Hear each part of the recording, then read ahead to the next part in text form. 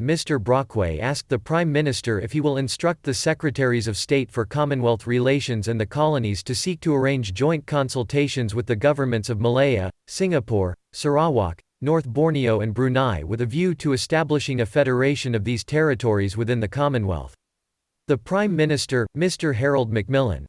I have observed with interest the recent constructive suggestion of the Prime Minister of the Federation of Malaya that sooner or later the Federation should have an understanding with us and the peoples of Singapore, North Borneo, Brunei and Sarawak on a plan which would bring these territories into closer political and economic association.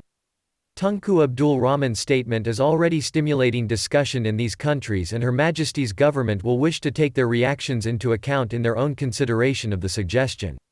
Mr. Brockway, will the Prime Minister do all he can to encourage this big, imaginative idea which has been put forward by the Prime Minister of Malaya and endorsed by the Prime Minister of Singapore, and which might be a means of overcoming the difficulties of those two countries as well as of uniting Brunei with Sarawak and North Borneo? The Prime Minister: Yes, sir, of course these are territories which, as the honourable member knows well, are in widely different stages of both political and economic development. Therefore, there are considerable problems to overcome, but I think it is a good thing that these matters should have been ventilated, and it is good that each of these territories should have the widest opportunity to consider the proposal.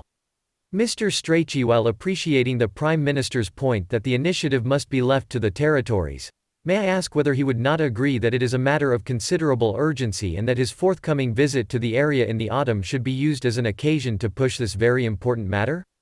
The Prime Minister: I think it is a matter primarily for the territories, but we take a great interest in it.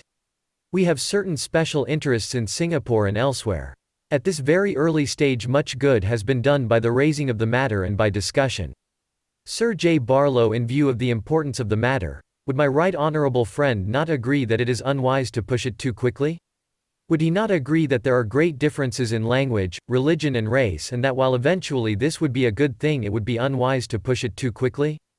The Prime Minister: There are, as I have said, very widely differing stages of political and economic development, and obviously there are great problems in going too rapidly to what might not be a successful conclusion of any discussions.